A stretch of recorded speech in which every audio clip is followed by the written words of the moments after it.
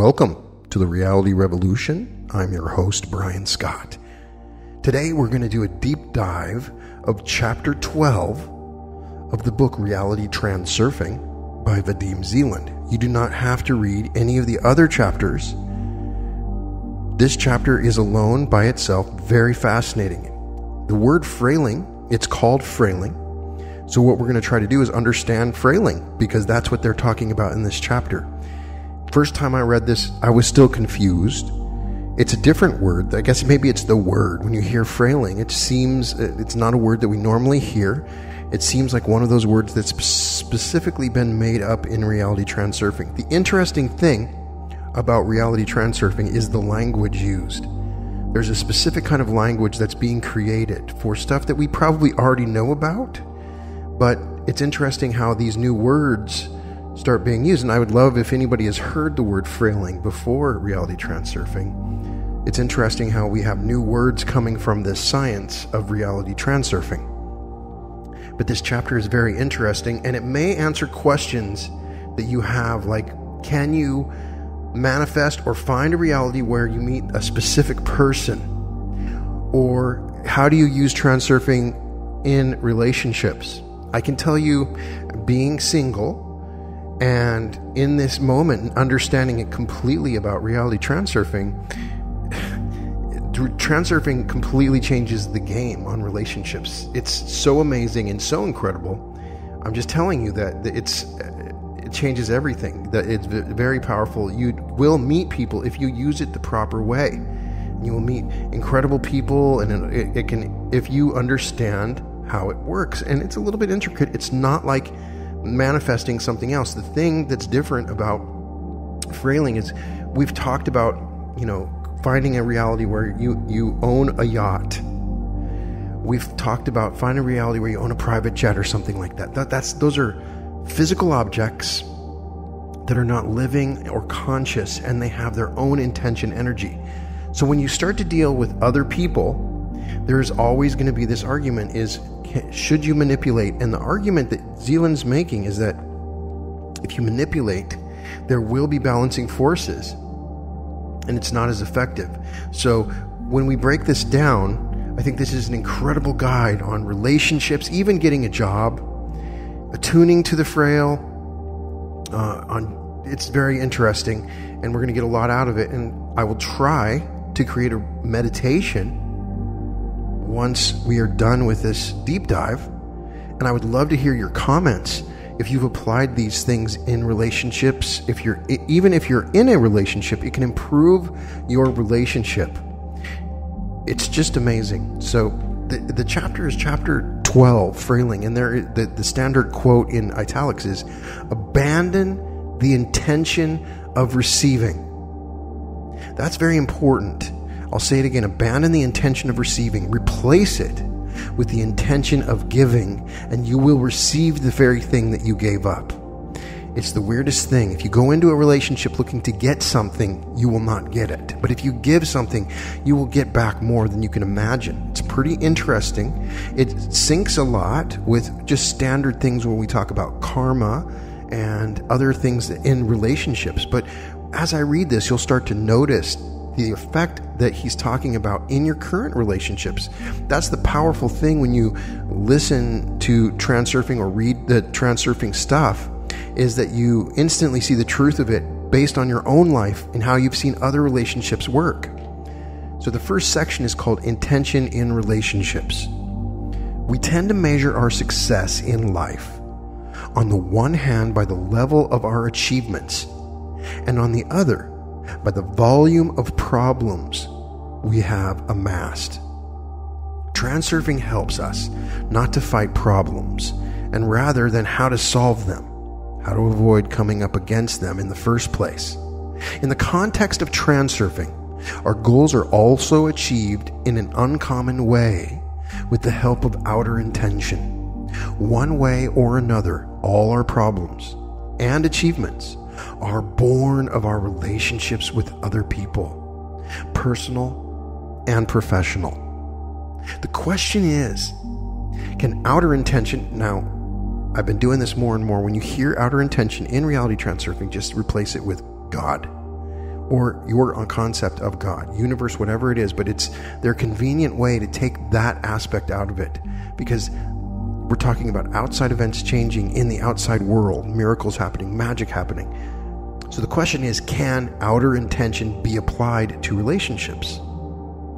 Meaning, will the world around us change for us in a relationship? The trouble is that outer intention is elusive, difficult to control or subject to personal will. However, there are techniques you can use to activate its function implicitly. With a certain approach, outer intention can be set in motion so that it works independently, irrespective of your will, but nonetheless in your favor. Instead of working with personal inner intention, you can learn to work with inner intention that motivates others. If you let go of your own inner intention, outer intention will activate the workings of inner intention in others. Outer intention can give you what you want in life with the simple wave of a hand, because it does not want anything for itself, and it does not particularly have to do anything. It simply allows inner intention, which is attuned to the frequencies of the external world, to work unhindered. Use other people's inner intention to achieve your goals. Now, wow, that popped out at me. And that's in italics. And maybe we've discussed that, but that seems powerful, and I'm going to say it again, and I want you to ponder it. Use other people's inner intention to achieve your goals. And that has lots of implications. Other people have inner intention and goals, and you can use that to achieve your own goals. So despite how selfish this last phrase may sound, it does not actually mean that you are using or abusing other people. It is more a matter of not getting in the way of letting them do what they really want to do. At the end of the day, all problems arise due to a conflict of interest surrounding inner intention, motivated from another who has different plans and is intent on having things their own way. How can different interests be balanced and the needs of both fulfilled? It is a difficult task, is it not? And yet it is not really. It comes down to finding the common ground in each other's inner intentions. A sense of self-worth lies at the core of inner intention. In the world of pendulums, the only things that truly motivate a person at the same time as limiting their freedom are inner and outer intention. So go back to that first sentence, and that's another one in italics. And I'd love to go through and take all the stuff in italics and make another book out of this book, just the stuff in italics. But a sense of self-worth lies at the core of inner intention. So we're talking about somebody else's self-worth. So in the world of and as we just said, everything is limited to inner and outer intention. Our senses of self-worth is linked with inner importance. As informational energy entities, pendulums are created by groups of people and later continue to exist independently. Listen to previous episodes to better understand a pendulum, but that's a group of thoughts that come together to form basically, and what he just said, an informational energy entity. And these energy entities can take your energy. They're created by groups of people and later continue to exist independently, finally subjecting people to their own laws. The pendulums are used importance to establish their control. And this is why, for the majority of people, enhancing their sense of self-worth is a key determinant in the information and the formation of their intentions. Other determinants relate to Fraile and the needs of the heart, but to a much lesser extent. Now that's the first time we've heard the word Fraile. They don't define it. So other determinants relate to Fraile and the needs of the heart to a much lesser extent. Now, as we understand, frail is different than frailing. Fraile is your soul's frail. It's your soul's purpose. It's your unique fingerprint for your soul. As a rule, frail accounts for a very minor portion of our motivations and is poorly developed, muffled by the constant need to maintain one's self-esteem in a world based on pendulums. And that's one important aspect why it's good even to meditate on self-esteem and confidence, because it's affecting what you're trying and your motivations are. To activate the power of outer intention in human relationships, you have to first break down one more false belief. You may often hear what would appear to be very appropriate advice. If trying to change others does not work, start by changing yourself. This saying immediately evokes a feeling of inner discomfort and protest. So I am imperfect and in need to change, but I so do not want to. And quite right that you do not want to. Do not try to change others, but do not try to change yourself either. Now that's in italics. Do not try to change others, but do not try to change yourself either. Now, a lot of law of attraction groups talk about everybody is you pushed out. And so there is a little bit of a contradiction with that. But I think if you apply the mirror, the idea of the mirror, then that's more of what Neville Goddard was getting at when he talked about that. Whatever you do, try and change yourself or others will be ineffective and harmful work of inner intention, will be the ineffective and harmful work of inner intention. Problems can be better solved using a different approach. Allow others to realize their inner intention. The act of allowing will stir outer intention, which will cause your inner intention to be realized, seemingly of its own accord. Imagine a woman who is itching to get married, but for reasons she cannot understand, her husband is resisting and fobbing her off with excuses. I get that. Working with inner intention, the woman focuses all her thoughts on trying to persuade her partner to get married. Pressuring him will not resolve the situation, and she will end up creating excess potential with her powerful desire and the importance she attributes to getting married.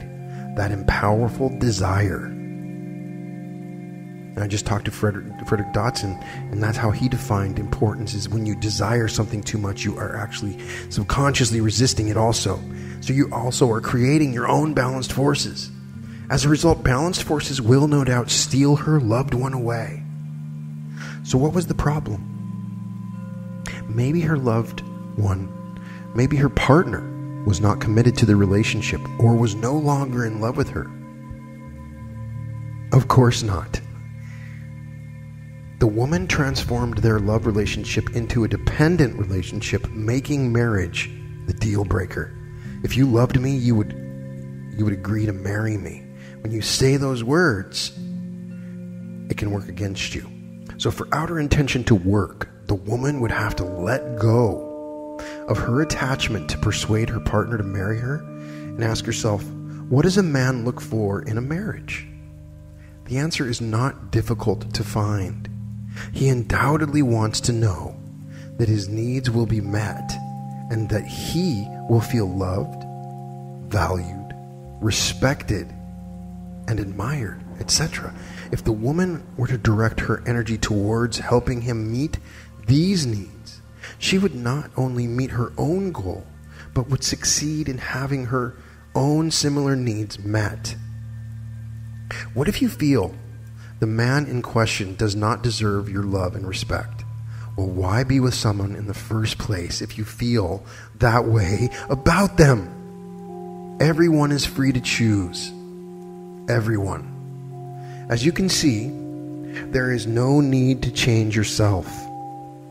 If you're going through a massive transformation to be with someone else, then maybe he's suggesting that that's a mistake.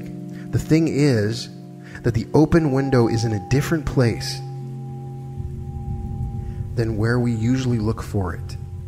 Once again, he may be referring to his example of the fly flying into the closed window when all he has to do is fly up to go through the window. So he's taking this as an example. As you can see, there's no need to change yourself. The thing is, the open window is in a different place than where we usually look for it. And as a rule, people are so consumed with what they want to get from others that they do not bother to find out what those other people want. By shifting your attention to the desires and motivations of others, you will easily find your own needs met. All it takes is for you to ask yourself what the focus is of your partner's inner intentions. And that's in italics. What is the focus of your partner's inner intentions? This is effectively like flying backwards from the pane of glass and finally spotting the open window. Next, all that remains is to refocus your inner intention on realizing your partner's inner intention. By doing this, you transform your personal inner intention. If you can think of an example of this, I mean, there's a lot of examples that come to mind, but if you can think of an example of helping your partner realize their inner intention, put it in the notes. I think everybody who is a transurfing researcher would love to get your examples. I want to give examples, but this is a long chapter and we could go off on a whole episode just of how that works. It's pretty amazing. So very often, inner intention is aimed at attracting attention and presenting oneself in the best possible light. Or you may be worried about something that is not going very well. Imagine that you're going to a party. You may imagine that all the other people invited will have their eyes on you and be aware of where you are all the time. For they have gathered with the sole purpose of discussing what you are wearing, how you move, and what you talk about. If you were to hear someone in the group laughing, you would assume that they were laughing at you, and you would catch so many disparaging looks. I sympathize. I sympathize is what Zealand says. Have you been to a party? Have you ever had the feeling that everybody was looking at you and everybody was talking about you and the whole thing was about you? Do you think that that was accurate? You have, of course, twigged that the situation should be interpreted in the opposite way. I guess he uses the word twigged or understood. Everyone else at the party is primarily concerned with themselves and what other people think about them. How they treat other people is the last thing on their mind. So you can relax. Take it easy and feel free. Do not try to act with a lack of pretension or affectation. Just gift yourself the quality of naturalness and ease. Remember that setting yourself the goal of acting in an unaffected manner does not work. And that's in italics again. Of course, you might get somewhere with the help of slides, but that takes time, and the party is today. You can only achieve a state of being unaffected if you eliminate importance. You will not be able to totally abandon the desire to present yourself in the best possible light just like that in an instant. The solution is simple. When someone is talking to you, what they need most is for you to give them your attention and show an interest in them as a person. Try this with somebody that you care about. Give them 3 minutes of just intense attention. Listen to them, look at them, ask them questions. You'll be surprised just that 3 minutes and how they respond. Giving somebody your energy, because your attention is your energy. And so you can give them your attention. That's what they love.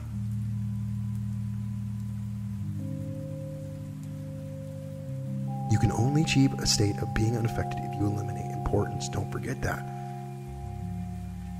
It's not easy to reduce importance. You'll not be able to totally abandon the desire to present yourself in the best possible light.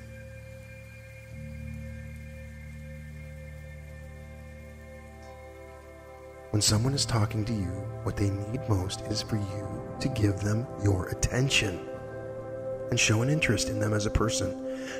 You can be quite certain that people are exclusively interested in themselves. So be interested in them too.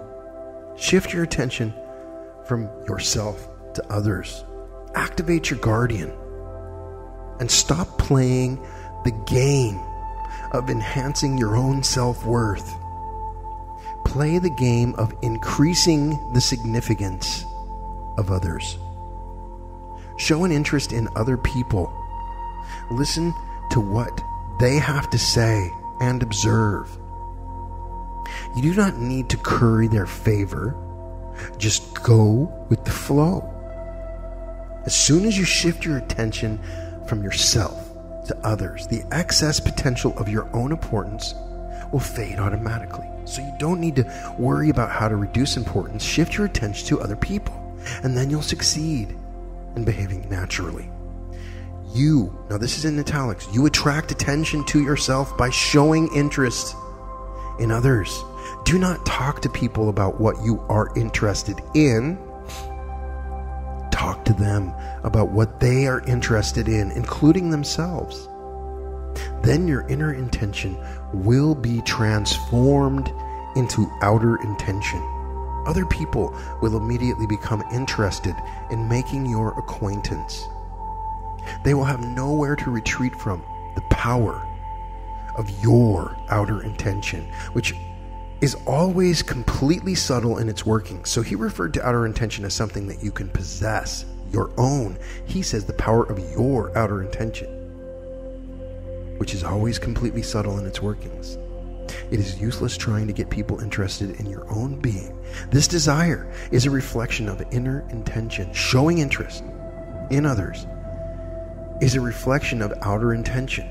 By abandoning inner intention and switching your attention to other people, you effortlessly achieve the result that you wanted initially. Only outer intention has done it for you. You may wonder how you can attract attention to yourself by showing interest in others, thinking, okay, so I show some curiosity. Will this really make me seem more interesting person? The thing is that even if you were 1,000 times more attractive than you are now, other people would still be primarily interested in themselves and only interested in others as an afterthought. All the time that you are trying to attract attention, you are thinking solely of yourself. When you show interest in another person, you fulfill their inner intention. And that is in italics. When you show interest in another person, you fulfill their inner intention. And we've known this in NLP for a long time. The shift, one of the best things you can do in a relationship is listen. Where does this feeling of fulfillment come from, if not from you, and having realized that who else would that person then be interested in, if not you? People are interested in other people when they are well-known personalities, like the stars of show business and the cinema. But this is a different kind of interest. Unless you're a film star, people look at you as a potential partner for business, friendship, or love. Fanatics are extreme in their fascination with the stars, swooning over them, gobbling up every tiny detail of their lives. But it would never enter their mind to consider their celebrity as a potential partner in a personal relationship. In everyday and this is in italics, in everyday communication, it does not matter how interesting you are. What matters is how well the other person thinks you would suit them in a relationship. And this is what they are evaluating whilst communicating with you. When a person is with you, they are generally thinking of their own interests and consciously and unconsciously evaluating how well you would fit a relationship script in which they feel personally fulfilled. A person feels fulfilled when their sense of self-worth is confirmed. They feel liked, interested, respected, as worthy as anyone else, and valued. So when you have this idea in your mind that everybody is you pushed out, which may be true, but you're also it can be a mental deficiency to do that, because what happens is you begin to, if you think about what this is saying, you're putting too much emphasis on yourself. And so you're taking away that interest in other people. So the idea is the mirror. Everybody's a reflection of how you're acting towards them. Not how you're thinking, but how you're acting towards them. By the interest that you're giving is the reflection. Now consider what the result would be of imposing yourself on someone in one case and showing interest in someone in another. Naturally, you will fit all their criteria if you fulfill their need for confirmation of their own self-worth. If you are good for a person's self-esteem, they will be lenient to any evident failings you may have and forgive your weaknesses. You may be concerned with your shortcomings, trying to cover them up and put your best qualities forward. But this is the last thing on the other person's mind.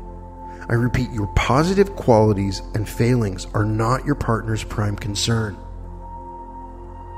The sense of self-worth they experience when talking to you, however, is the utmost priority.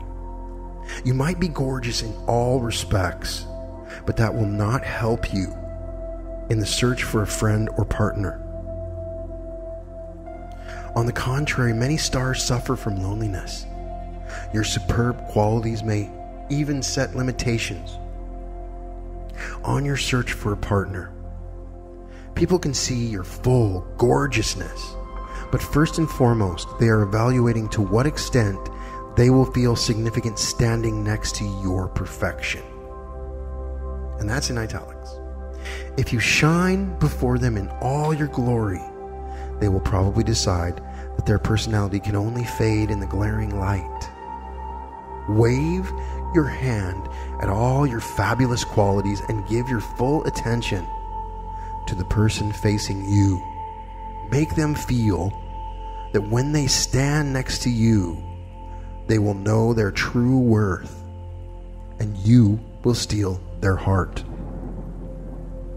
When you are talking to someone and displaying an interest in them, do it with sincerity. Italics.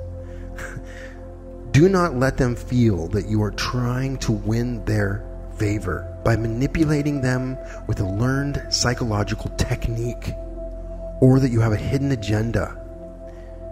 This is what I see with, there's this community of people on dating websites where guys try to help other guys in dates, and this is why it utterly fails, is because it's not assuming the intelligence of the other people involved. And if they assume you're using a psychological technique or a hidden agenda, if you're using some kind of hypnotic pattern, which I've seen people try to do, then people know. If you care enough to want a person to be well disposed towards you, then at the very least, they deserve your sincerity.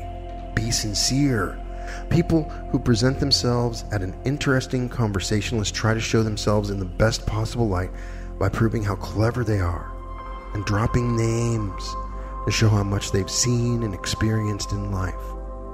The way of acting is inner intention directed. And this is how the majority of people behave when they want to appear interesting to others. Oh, that's me. What they just described is me. I'm going to be the guy that's going to talk too much. And so when I started changing this, it was effective. Still difficult. But take a step back from the uniformity and take a different stance. Set yourself the task of giving your partner the opportunity to appear interesting rather than trying to be entertaining, conversant. Just become interested. You create your own reality. Create a reality where your partner is interested, and it will start to happen. Open that interestingness up in them. Adjust to their frequency and listen attentively. Ask questions and show interest in your partner's chosen topic, conversation, and their life. You will find that you can support a conversation in this way for up to several hours, with your partner doing most of the talking. Towards the end of your conversation, they will be absolutely convinced that they have met a very interesting confidant and wonderful person all around. Outer intention works by allowing the inner intention of others to be fulfilled.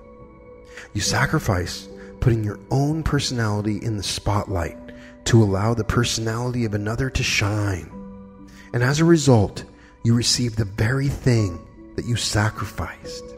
And that's in italics. Let me say that again, because it's very powerful. You sacrifice putting your own personality in the spotlight to allow the personality of another to shine. And as a result, you receive the very thing you sacrificed. Greatest example is Vadim Zealand. Dude's always in the corner, some sunglasses on, full trench coat. There's only like 3 pictures of him. Doesn't do interviews, but he's letting people shine around him, and you can see how it works. People have a tremendous respect for him. What can you do if you wish to gain the attention of a person who does not currently wish to enter into dialogue with you, such as the person you would like to accept your business proposal, who is not remotely interested? In a situation such as this, there are all the more reason to believe that you will only gain their interest by putting yourself and your proposal to one side and giving them your full attention. Take a genuine interest in everything that person is involved in and take time. Talk to them. Only then will they show any interest in your problem. You may ask why you should have to listen to others. Take an interest in their life. Give them your attention and love and respect. When they are completely self-centered and cannot even be bothered to talk to you, okay, well, why should they take an interest, admire, love, and respect you? Everything you imagine to be true about yourself, how wonderful you are, and oh, how wonderful in comparison to them, is just a fantasy of inner intention clothed in the excess potential of dependent and importance relationships. Your inner intention is to be worthy, but you will only become genuinely significant in the eyes of others if you abandon your inner intention and allow the inner intention of others to be fulfilled instead. Your advantage lies in the fact that you are outer intention directed to, whereas others are the inner intention directed. Make the most of your advantage. Generally speaking, when you want something from someone, you should bear one universal principle in mind. Let go of the inner intention to receive and substitute it with the intention to give. It is very easy to do. If you want someone to respect and acknowledge you, do not wait for their respect. Treat them with respect on your part. Make them feel in your eyes that they are important. If what you need is compassion and gratitude, do not expect others to give these things after them with sincerity. If you want to be thought attractive, it will not happen just on an account of a pair of beautiful eyes. Show someone else that you find them attractive by definition. If you need help and support, be the one to help someone else. That way, you increase your worth and will not be the one left owing. Finally, if you want to find mutual love, abandon possessiveness and dependent relationships. To me, those things destroy relationships. When you feel that your partner is possessive of you, or there's a codependence that starts to form, it always creates excess potential. You will find love If you can be the one just doing the loving without expecting anything in return, this kind of love is very rare, and no one can resist it. In all these cases, you will inevitably receive the very thing that you let go of. There is one more question. How can you make someone do what you need them to do? This is important. I see a lot of discussion about transurfing about this particular question. So let's see what he says. You can force a person to do something with inner intention if you are in the necessary position of power. You can also persuade a person that it is essential that they do something. However, outer intention offers the most effective method. Arrange things in such a way that the person wants to help you. Agree things so that it corresponds to their goals and aspirations. Ask yourself how you can connect what you want with another person's needs. Start by defining the other person's needs, what they strive for, what they lack, be it money, power, the respect of others, a sense of fulfillment from work well done, care for their children, prestige, a leading role in their team, social recognition, etc. All these things are variations on the theme of self-worth. Everyone feels bad about themselves when they feel they're of little significance to the world. When a person does not feel needed or worth anything, they naturally try and increase their sense of self-worth. When a person achieves a result, they feel more confident and ready to set new tasks as the bar of their self-worth is raised. There is nothing wrong with this. No one should be judged for their desire to feel more worthy. Everyone is trying to increase their sense of self-worth. They just go about it in different ways. On the contrary, it is much worse when a person stops developing and does not want anything at all, although this happens very rarely. Usually people are in some way dissatisfied with their current position in life and so strive for something, however modest. So work out how the task that is important to you might improve that person's sense of self-worth. Then present the task to them in the context of how it would increase their stature.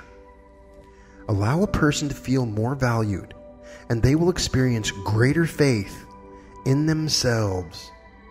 When they do, be generously appreciative of them. If you let yourself be guided by this principle, you will easily prompt other people to act in their self-interest, in their interest. Directed by inner intention, you may try and force or cajole someone into doing something. Directed by outer intention, you simply express the desire for everything to work out in your favor. To fulfill outer intention, you have to arrange things in such a way that people act in your interests whilst thinking about their own concerns and doing what is important to them. All you have to do is wake up, drag yourself away from your own interests, and think about the needs of others. For example, if you're involved in retail, you'll be thinking about how you can sell your products to potential customers. The buyer, however, will not be thinking about how to please you, and neither do they wish to be sold to. They want to buy. Can you see the difference? The buyer is more likely to be thinking, I wish everyone would stop trying to flog things to me and just let me choose what I want to buy. Do not think about how to sell your products. Think about what the buyer might want to purchase. As somebody that's been in sales forever, this is one of the key lessons that you learn from advanced salesmen. It's listening and re-understanding what their needs are and selling your product around those needs. The desire to sell is a reflection of inner intention. So people can sense that. Outer intention totally takes a different approach, which is to find out what the buyer wants. You do not necessarily have to know what product the buyer wants exactly. If they suffer from rheumatism and you take genuine interest in them by recommending a doctor or form of treatment, the buyer will make their purchase from you. This is an oversimplified example, of course, but the principle is infallible. Every time you need something from someone or need to have them do something, let go of inner intention. Ask yourself what the other person's inner intention might be. Act in a way that assists that person in fulfilling inner intention. Once you're already helping someone else to fulfill their inner intention, consider casually what you need from that person. Whilst you are busy realizing the other person's intention, make your request in passing. You might find that you do not even have to hint at your own need, and everything unfolds of its own accord. This is the magical power of outer intention. An even more effective way of influencing other people is to try to induce their inner intention. When you break it down step by step, the method is quite simple. Enhancing one's sense of self-worth almost always serves as the motivation for inner intention. Everyone is trying to emphasize and increase their sense of self-worth to one degree or another, and by one means or another. If you need something from someone, all you have to do is think of how doing what you require of them would increase their sense of self-worth. This is what they call issuing a challenge. You can issue a challenge to a group as well as an individual in the form of, so who amongst you is the best? If you're playing on feelings of professional honor, then the challenge may sound, let's not lose face. You can also appeal to inner importance. Let's show them what we're made of. If a person accepts the challenge in the context of their self-worth, they will carry out your will as if it were their own, and you will have their commitment precisely because you have abandoned your own inner intention and paid attention to that of another. Work with other people's inner intention, not your own. The next section is the flow of relationships. Most people or companies produce some kind of product for consumption. So how do you motivate consumers to want to buy your product? Listen, if you think they will choose yours simply because it's such a fantastic product, you're sadly mistaken. A typical mistake people make when they are directed by inner intention is to assume the standpoint that people are bound to buy our product because it's a masterpiece. This position is flawed on three accounts. First, the phrase, ours is a masterpiece, is strongly directed by inner importance. You assume your creation is perfect, which means that it is important to you.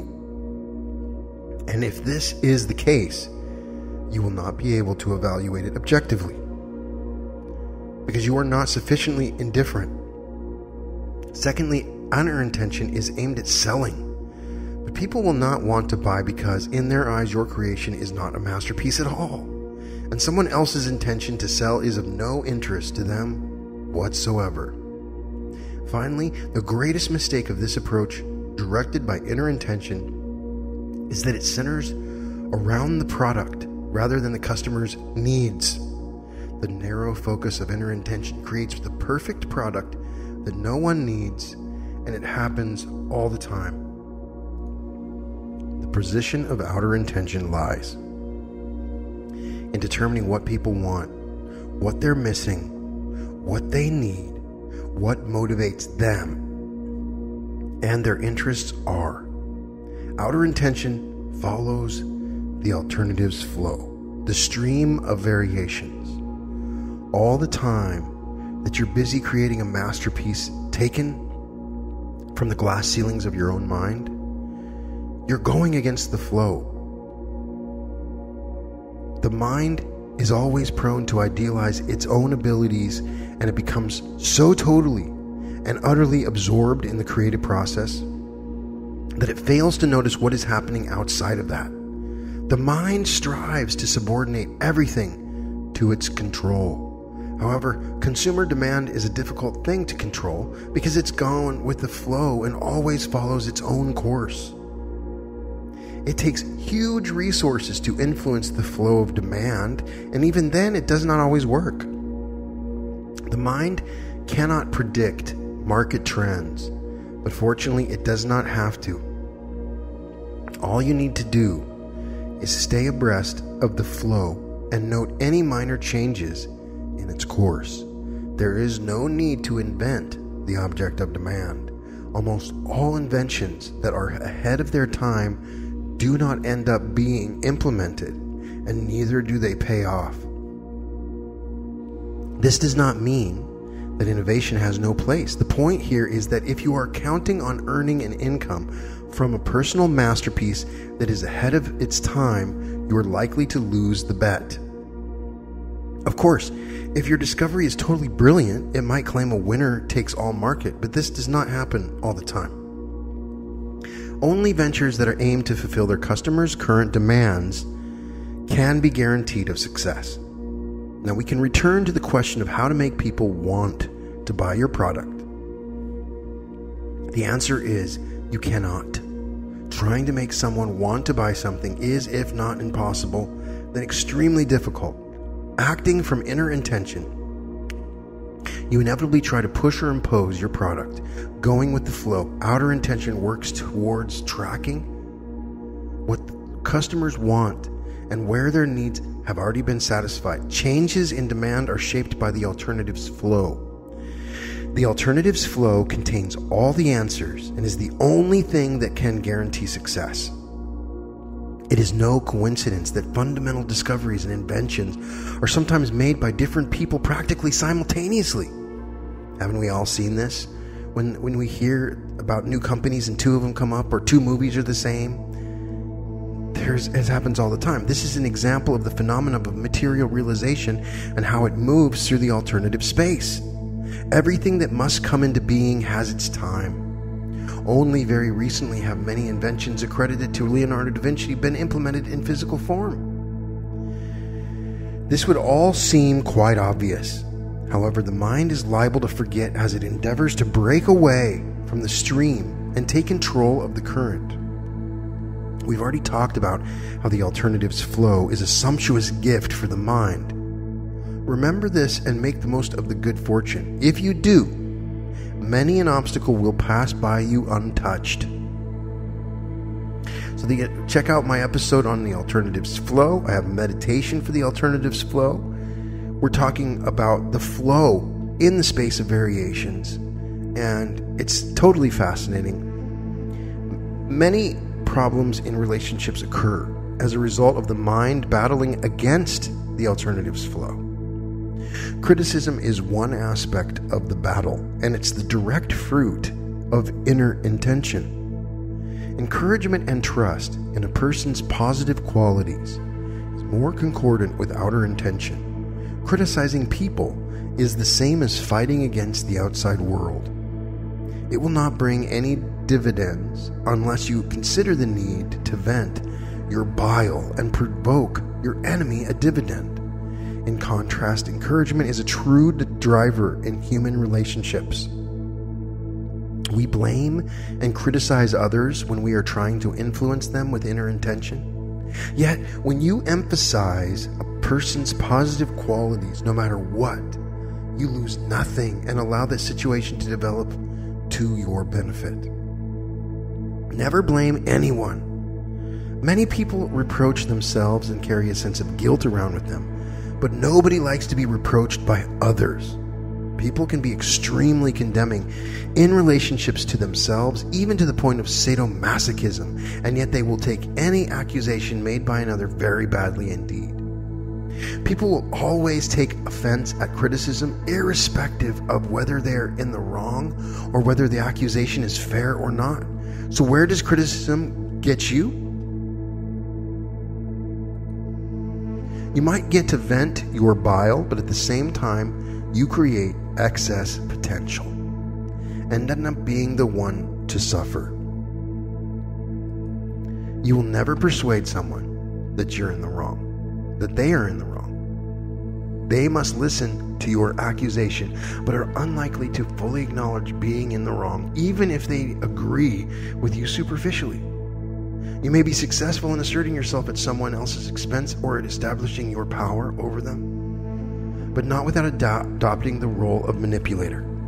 As a debater, I debated in high school and college, and it was really almost a paradigm where I learned how to debate where it didn't matter which side of the argument. So I carried that into early relationships that I had, and I would enjoy having arguments, and people don't like that. So I've just found that there is no argument worth it. I mean, I haven't found one.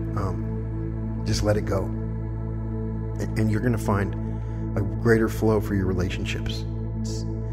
You don't want to belittle yourself, but in the moment, there's really no reason for you to argue. And if somebody's telling you something that's completely false, which is the usual for me, because I'm going to show them what's right. You know in your heart what's right. You know in your heart. You don't need to point it out to them. If this is not your goal, abandon criticism and blame when you're disapproving of others and find them at fault. You're in effect slapping your own hands about on the water, trying to swim against the current. When you resign yourself to other people's shortcomings and concentrate on their strengths, you go with the flow, which is immensely beneficial. Unless it is dozing, your guardian will always find an explanation for the behavior of the person you wished to judge. As the inner witness, your guardian will stop you from leaping headfirst into the game and starting a dispute or quarrel. Stand back and observe the game as a spectator. Remember that criticism only causes harm, and go with the flow.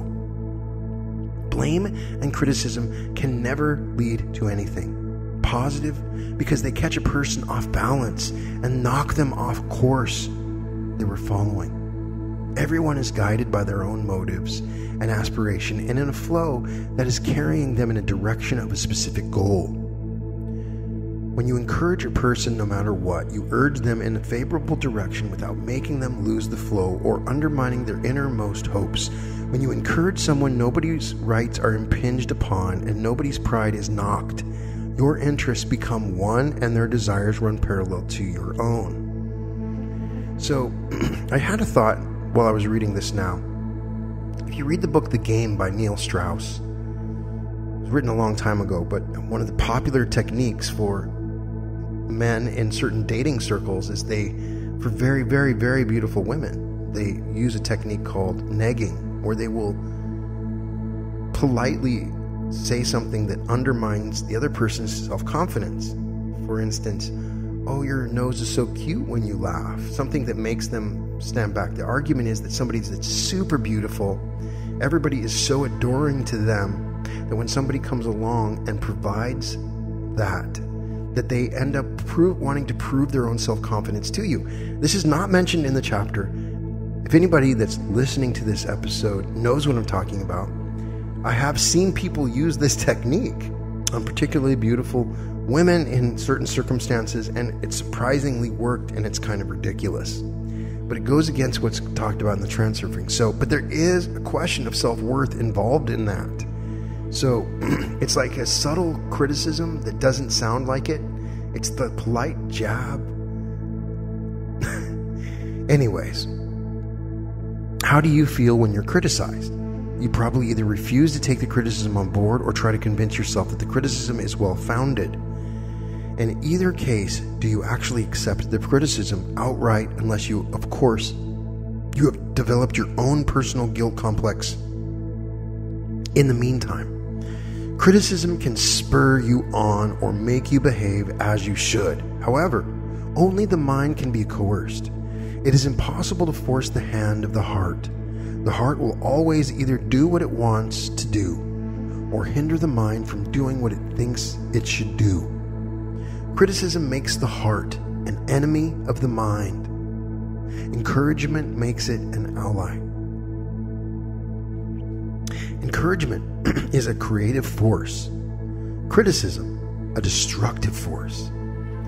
Successful applicants for business management positions are not the managers who focus on criticizing poor quality work, which any idiot can do, but the individuals capable of creating an atmosphere of enthusiasm in which people are motivated to work efficiently.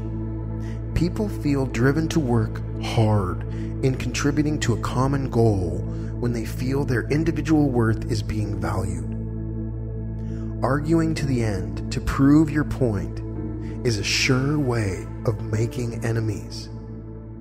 We've already discussed how senselessness and harm it is to try and prove you're right at any cost in the episode on alternatives flow. If the argument is critical and your interests in no way allow you to step down, then go ahead and argue. In all other cases, leave the job of exercising the right to slap your hands around the water to others. So he's saying there are circumstances when you need to, it's okay to argue when the argument is critical and your interests in no way allow you to step down. Winning a debate will never pay dividends. Your enemy, however, may well benefit from your efforts. No one will ever thank you for pointing out that they have been talking rubbish with absolute confidence. And if they do, it is only because they have a tendency for self-flagellation and heightened sense of guilt. Yes, what good is winning one over on a person like that? If it is not going to compromise your interests in any way, allow others to freely state what they feel they cannot agree with. You, on the other hand, will avoid creating excess potential and barring against any current or battling against any current. Is the spelling again. People who argue are usually oblivious to anything else but the game. They're in such a deep sleep they cannot be awakened. To protect yourself from being drawn into the game, you have to wake up and switch on your inner guardian. So it's interesting. In some ways, I don't know if Zealand is necessarily channeling Tufti, because he's using the same language in this. Did he channel the same person? He talks about waking up. He uses the same principles. It's an interesting synchronicity. Anyways, if several people are taking part in a debate, so he says to protect yourself from being drawn into a game, you have to wake up and switch on your inner guardian. If several people are taking part in a debate, come down into the auditorium and watch the performance from there. There's a huge advantage in playing the role of the judicious spectator, whilst everyone else is trying to fulfill their inner intention. Insisting on their own personal opinion, you have flown backwards from the window pane and are taking a good look around. You will see a solution that would not have occurred to you. Any of the disputants, do not try and force it upon them. All you can do is make a suggestion. Leave the horn blocking to the others. And in italics it says, if you win the argument, you can consider yourself defeated. And that is almost tattoo level. If you win the argument, you can consider yourself defeated. I love that.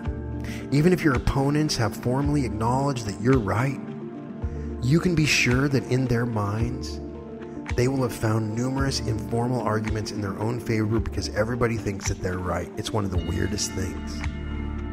We have the illusory truth principle where people can start to reshape the truth in such immense and incredible ways.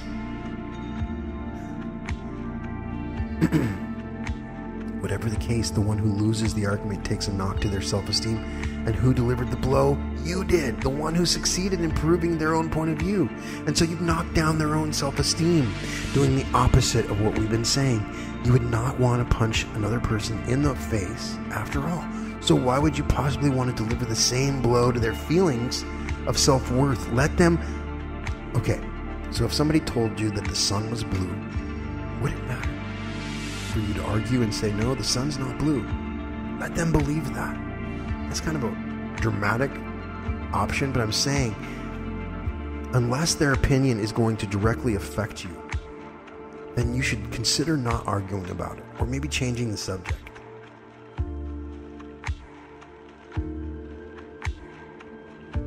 People do not like to demonstrate their need to assert their self-worth openly. We are all supposed to have a sense of self-worth automatically. So no one wants to reveal that they have to fight for theirs, despite the fact that we are all looking for confirmation at every step we take. Just because a person keeps quiet when their self-esteem has taken a knock does not mean if they were not hurt or simply accepted the knock. The hurt will continue to live in them, not in their conscious mind, but in their subconscious.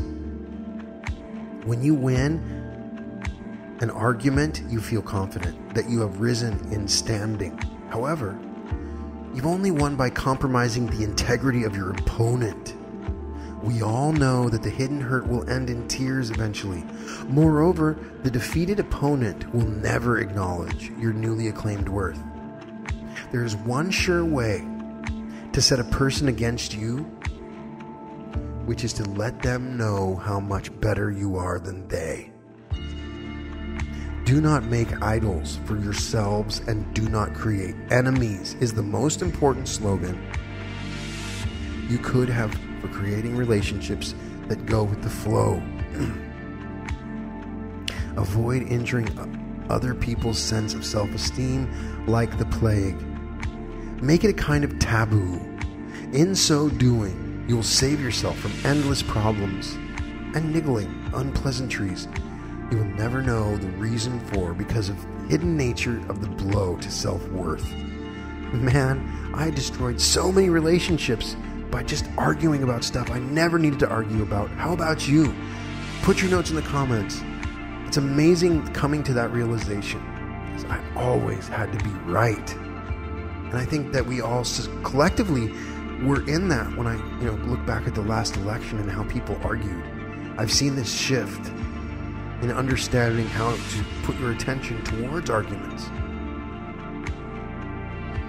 What the person arguing with you is really trying to do is protect their own sense of worth in one way or another. So meet them halfway. Agree with what they're trying to say. By agreeing, you will give them the person that they wanted, enabling you to calmly express your own point of view without having to insist or prove anything. When you take this approach, you not only go with the flow, you implement outer intention. The results will go beyond compare and far superior to anything you could have achieved via sophisticated intellectual contrivance. It is essential that the tone of the conversation be set to one of agreement from the very beginning. If the first thing a person utters in response to your opening phrase is no, you can consider that trying to convince them of anything is totally out of the question.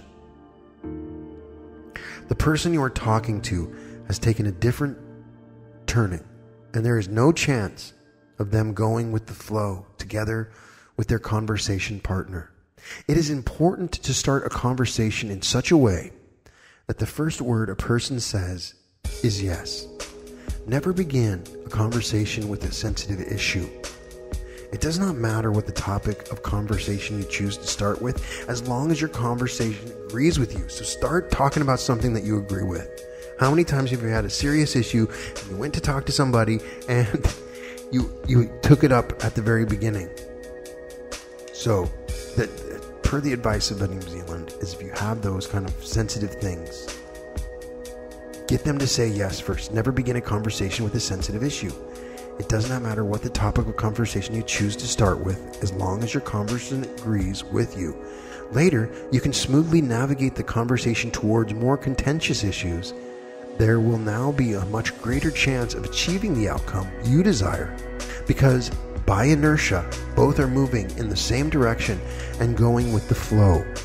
The thought energy of the conversants will avoid being brought into dissonance. If somewhere you have slipped up and are expecting to be blamed fairly, try not to get all prepared to defend yourself. Come forward in admitting your mistake. He has that in italics. Come forward and admit your mistake. Then the person who intended to vent their wrath of justice upon you is likely to take a more generous and gracious stance. In this instance, the saying attack is the greatest form of defense does not apply. You have effectively agreed in advance with your opponent's line of argument, giving their attention the given light. Your anticipatory submissiveness realizes their inner intention to put you in your place at the same time as increasing their own magnitude. Because you have taken the step voluntarily without being forced into it, your self-esteem will not suffer in the slightest. You end up killing two birds with one stone. You increase the standing of your opponent, for which they will be grateful, and you keep your own integrity. If it's a major argument, just let it go. You ever met somebody that can't let it go? That's changing. That feeling and vibration is changing. By defending yourself and trying to justify your mistakes, you end up rowing against the tide and giving your energy over to pendulums. Whatever the circumstances, the desire to justify yourself comes from heightened inner importance. Lay down this crippling burden. Gift yourself the right to make mistakes and allow yourself to make them. Do not justify your mistakes. Acknowledge them, and you will immediately feel relieved. In the episode on the alternatives flow, I mentioned that irritating comments other people sometimes make can actually be very helpful. Other people's suggestions that you may at first have been inclined to take coldly can in the end turn out to have more sense than you initially thought. The comments and suggestions of others only hurt if we have somewhat heightened inner importance. Drop importance and stop fighting the current. Accept that the other person was right, or at the very least try to bear it in mind. Tell the person that they were right about what they said, and you will see the result. You are not obliged to say anything, but do it anyway. You have nothing to lose. Everyone makes mistakes, fools and thinkers alike. But unlike fools, people with brains can acknowledge their mistakes by admitting out loud that the person was indeed right. You win their good grace. People live in an aggressive world of pendulums, where at any moment they may be forced to stand their ground and protect themselves. Suddenly, you're offering to do that for them. In this moment, the problem of having to defend their position to you is preempted. They immediately feel a sense of relief and are grateful for the assistance afforded during the battle. You are no longer a potential opponent, but an ally. All this information passes through your partner's subconscious in a matter of seconds. People think in it exactly the same way in lucid dreaming. If, however, you practice mindfulness, you will find it easy and even fun to adopt the role of witnessing other people's right-mindedness. When someone turns out to be right, other people usually keep quiet, whereas you openly express your opinion that the other person was right. For the person, the moment you will have a huge significance, and they will feel indebted or at the very least grateful to you, although for the most part, the realization will be subconscious. Imagine what a jungle we live in. People have to be constantly on the lookout, ready to spot potential opponents, even in relationships that, on the surface of things, look relatively friendly. Everyone puts themselves first and is ever ready to defend themselves. This is no over-exaggeration. It just seems that way because we have long become used to the current state of affairs. Given the nature of the environment we live in, you can become a real treasure for those who are already tired of the battle. Can you just imagine how many allies you could find? All it takes is to ditch importance and not hold back in acknowledging other people when you know that they are proven right. Your advantage is that you act with conscious awareness, whereas other people are asleep and will therefore never thank you in return. If they could wake up and express their opinion or attitudes mindfully, you would hear them saying things along the lines of, yes, this person is far from stupid. They are nice. I would like to get to know them better. What a sweetie. No one will say these words aloud, and they may not even say them to themselves, but this is what their subconscious feeling would sound like if it could be expressed. Imagine the gold that lies at your feet. People are usually so anxious and burdened with importance that they wander around failing to notice the nuggets of lying right under their noses. You have a huge advantage. Mindfulness, the absence of importance, as well as willingness to give others your attention. Make the most of your advantage and you will see gold where others can only see the stones.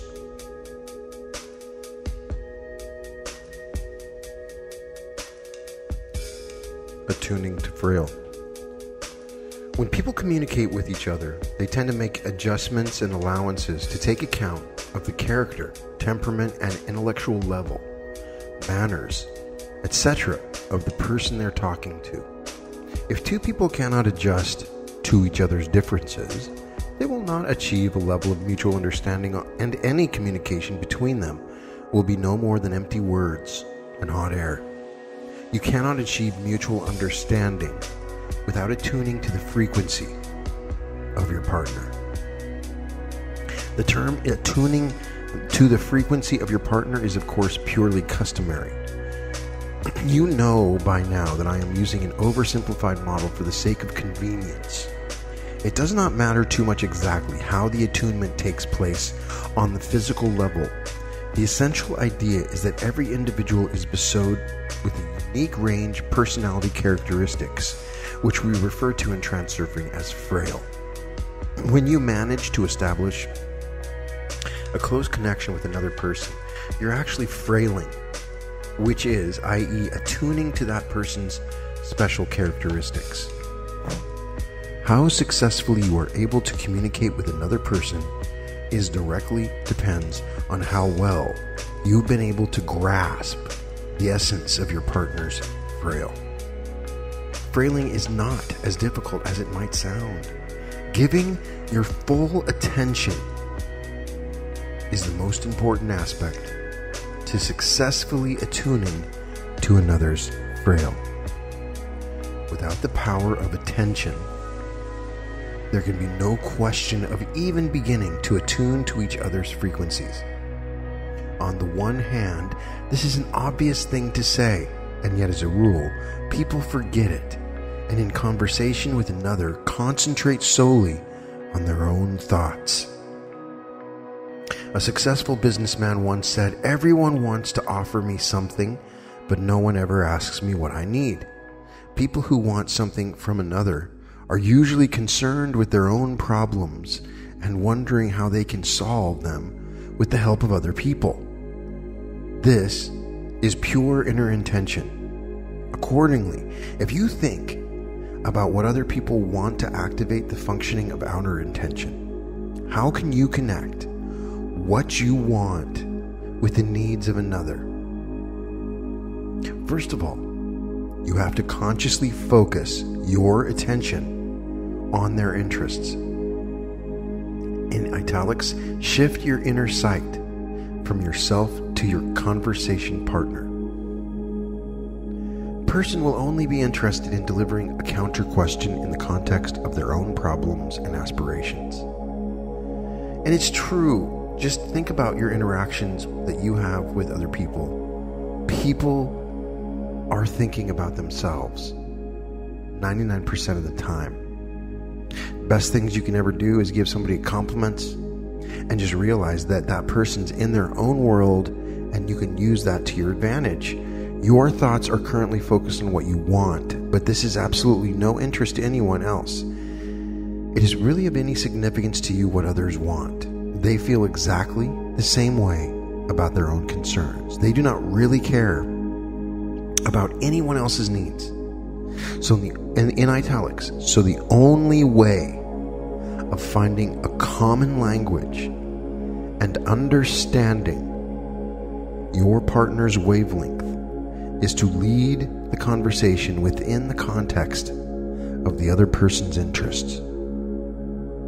You are sure to have mulled your own problems over for more than long enough.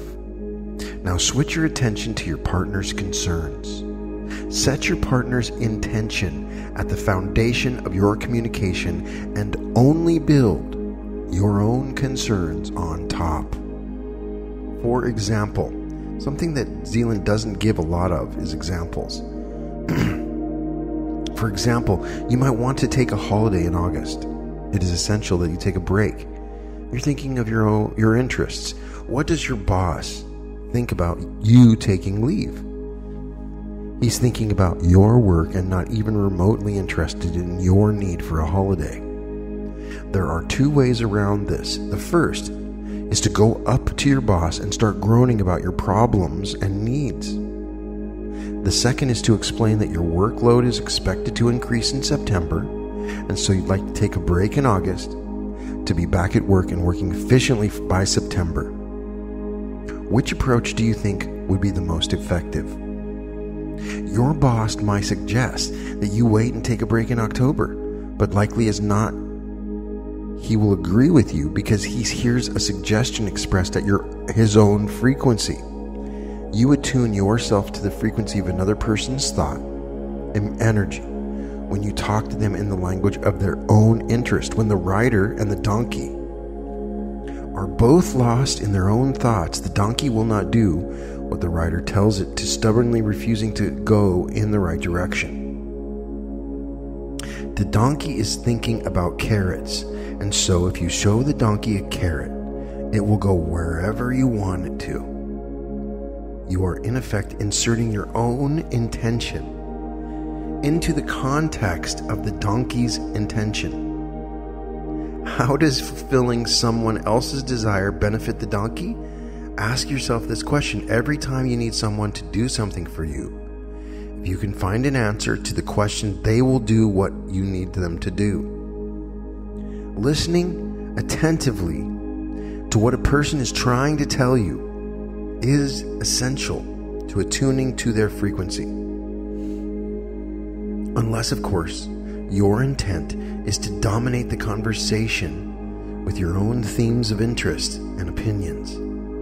In large groups, everyone talks at the same time. But it does not really matter because no one is listening anyway. Of course, some people will be pretending to listen, but 90% of their attention is aligned with their own thoughts. Just like I said, you do not have to shine with wit and erudition to stand out as an interesting conversationalist. It is enough just to listen to your conversation partner. If a person is indifferent to you, but for some reason you need to stimulate their interest or participation, talk about what interests them. Just for a while, forget about what your interests you personally, because that radiates at a completely different frequency. Adjust to the frequency of your conversation partner. Put yourself in their shoes, and you will begin to understand what motivates them and the reasons for their actions and attitudes. When you attune to your partner's frequency, you can smoothly move on to the issue that interests you. A person's name is the simplest key to their frequency. You cannot get away from the fact that since birth, a person has been appealed to by name. Use their name in the course of the conversation more often, and it will have an effect. Calling someone by their name is like a password, indicating that you come as a friend with good intentions and acknowledge that person's worth. It's true. It's something I taught in public speaking courses and in neurolinguistic programming. Use people's names.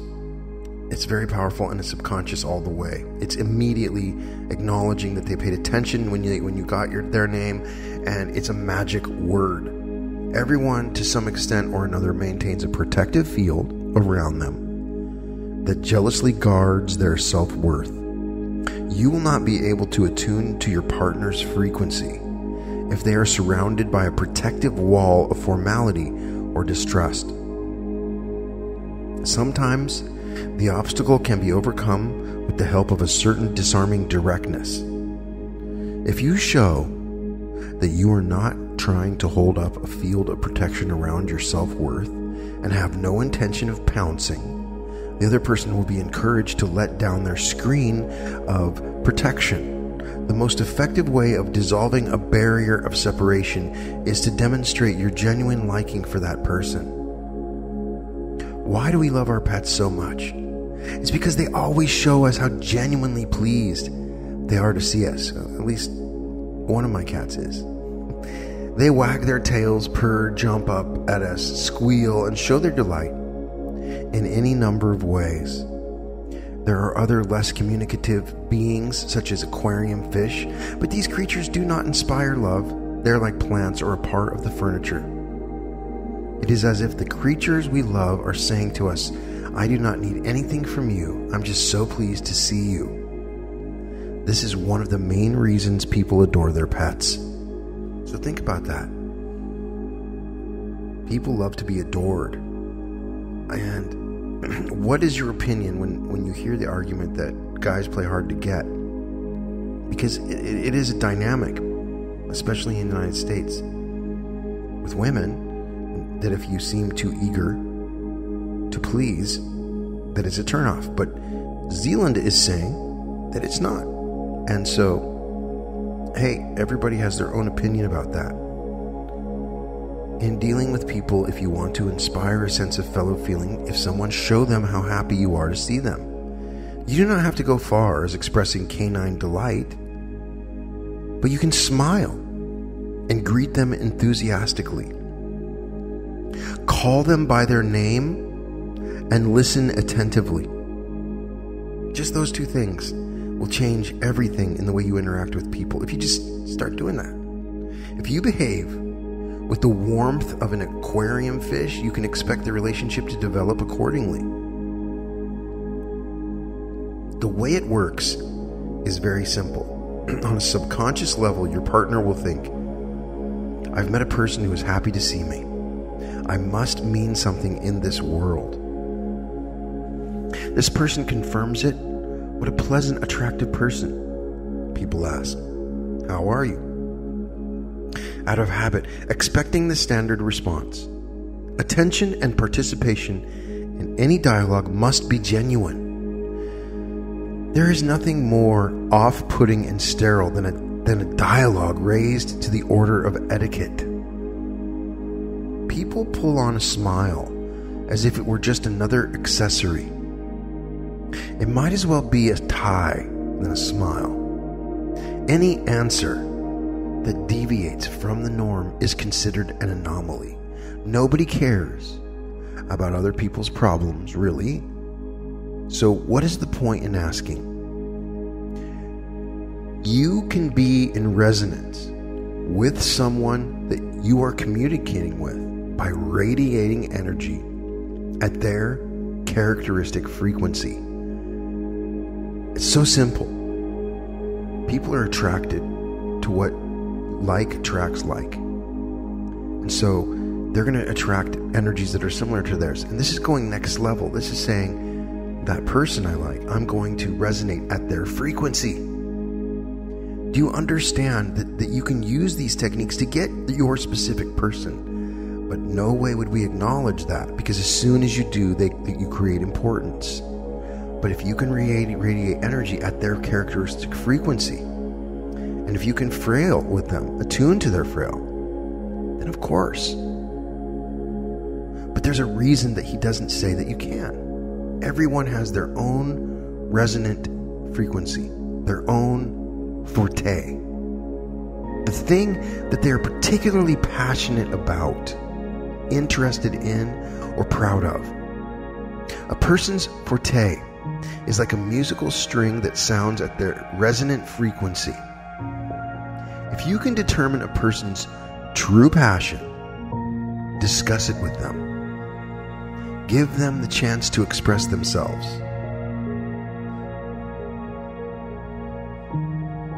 This is the most effective way of establishing a connection with someone. If you can catch the thread of their forte, wooing them will be easy.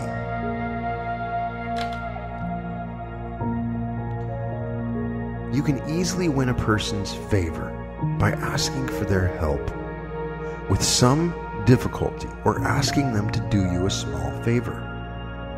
When you ask your partner for a favor, you abandon your own importance and increase theirs.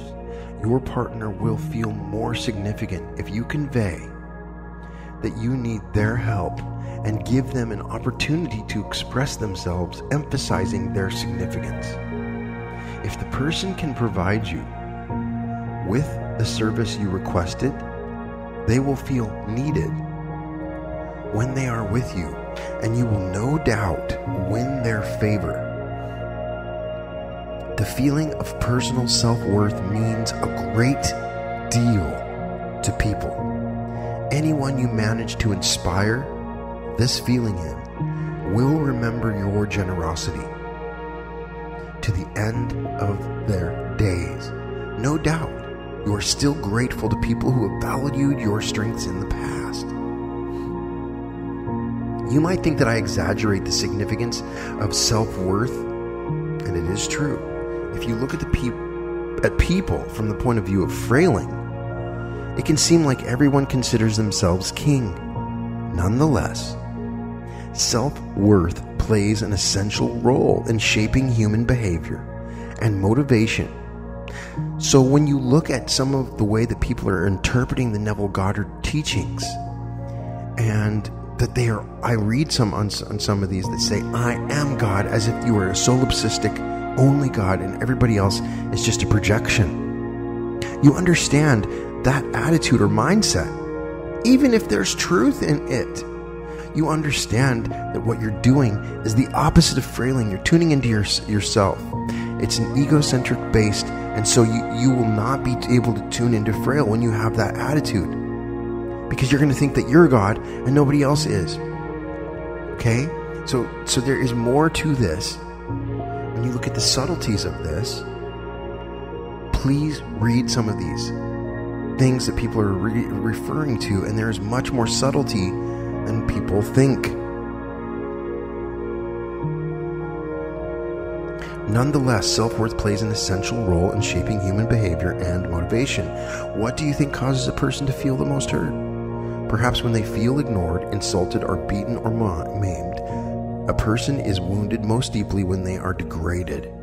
Aside from life itself, people cherish nothing more dearly than their sense of self-worth. The most powerful hunger, aside from feeling physical hunger, is being hungry for power.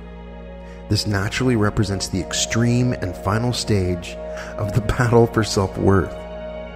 Not many people get to this stage, and yet there is nothing more a person could wish for.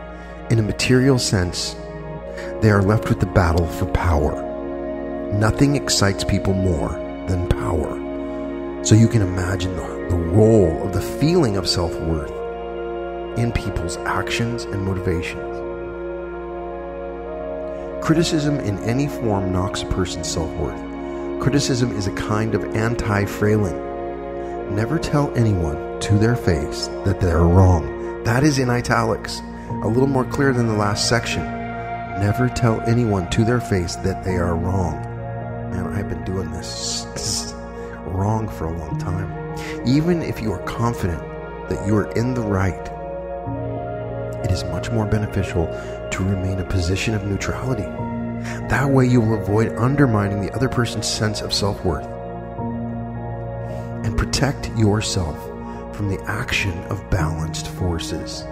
Another way that we hurt each other is by touching on our negative slides. The slide hangs on the film of importance. And so when you knock the slide, you touch out an open wound. The negative slide is a picture of what the person does not like about themselves. As you know, people with negative slides try to hide their unwanted qualities and project them onto others. Try making a counter-accusation, i.e., handling the projection back to its owner, and you will be surprised by the turbulent reaction it evokes. Nothing will persuade that person to admit that you are right, and they are more likely to become your worst enemy. It is better to leave other people's negative slides alone, to say nothing of trying to explain to them that it is all a negative slide in their head. Being in love is, of course, the most perfect way of attuning to another's frail. It is difficult, if not impossible, to explain how and why love happens. And so much has been written on this theme already. Mutual love demands that we let go of the right to possess and simply give our love unconditionally. As long as it is not turned into a dependent relationship, love can be preserved once it has already flowered. But there is nothing you can do to make yourself fall in love. That is all I can say on the subject of love. So, one of the only paragraphs in the whole book on how to fall in love is this chapter, the one I just gave. He says, being in love is, of course, the most perfect way to attune to another's frail. It is difficult, if not impossible, to explain how and why love happens, and so much has been written on this theme already. So here Zealand has roughly described the principles of Frailing.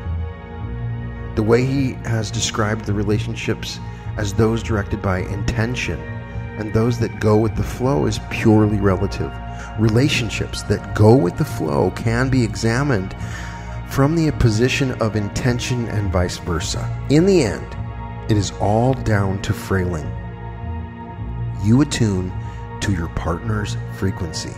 You both turn in the same way. You act in the person's interests, moving in the same direction. And as a result, you achieved something you could never have achieved via the standard methods of inner intention. The next section is energy in relationships. In the episode on pendulums, I talked about the benefit of visualization.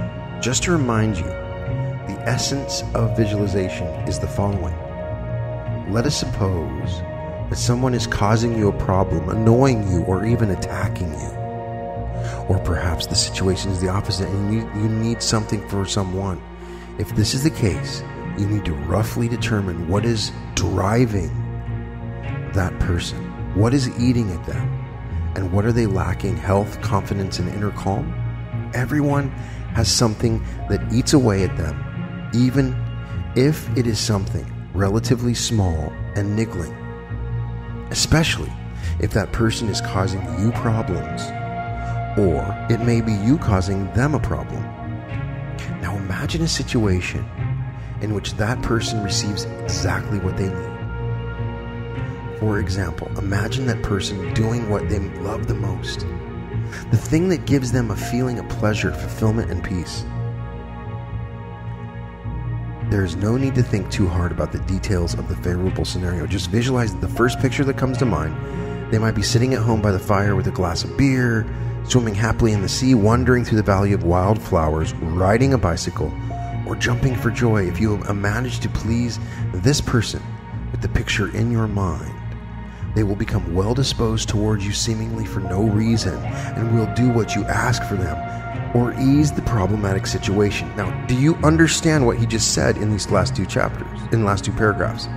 He's saying, if you create a slide for another person that gives them joy or happiness or something, that they will sense the slide you created for them, and they'll be more well disposed towards you. That's pretty amazing. He is noting that we have a psychic ability to influence people if we create slides for them in a positive way. I mean, the negative slide might not work for them because they have their own power of attention, but they will know if you were trying to push them into a good, positive slide. They're deep down, their guardian will know. What is really happening here, it is pretty much the same as watching a good film. And by that I mean a film that conveys a sense of the joy of life. You watch a film like that, and you begin to feel good, and your heart is filled with a light, festive feeling. The film creates a celebration for the soul, both on an intellectual and an emotional level.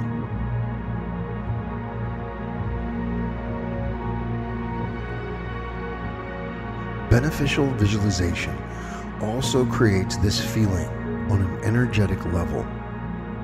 If you've been able to successfully attune to a person's fraile and guess what their needs are, they will feel as if a comforting wave has suddenly come over them. The difference between the feelings of celebration on intellectual and energetic level is this: when a person receives the energy delicacy of your visualization, they experience a comforting feeling without being aware of its source. That does not actually matter. The important thing is that the person will now feel comfortable when they are with you, and you will have won their goodwill. It is important to remember that a beneficial visualization like this should be carried out with sincerity by uniting the heart and mind. If you genuinely wish the other person well, the effect can be quite substantial. You know what I like to do every morning as part of my priming routine is I go through a list of people that I wish well. And I add people to the list, especially if I'm forming new relationships. And it works. I notice a change. People warm to you. It's like a magical voodoo doll in transurfing. Visualize positive things, slides for people, just for other people. As you know, it is the abundance of free energy that makes a person charming, magnetic, powerful, and charismatic. People mostly pick up on the energy of a powerful personality subconsciously. Depending on whether the person's energy is softer or harsher, they will come across as more or less charming or powerful. In any case, the force of a person's energy is proportional to the volume of free energy they run and the strength of their connection between their heart and mind. The excess of free energy overflows in a fountain and is felt by others. Free energy is programmed by thought. The closer the strivings of the heart and mind, the purer the programming will be. It is no coincidence that strong personalities come across as having a strong integrity and wholeness. Check out my energy meditation to get an increase in your free energy. I will probably use some of those exercises in the meditation I create for this as I'm starting to combine more and more.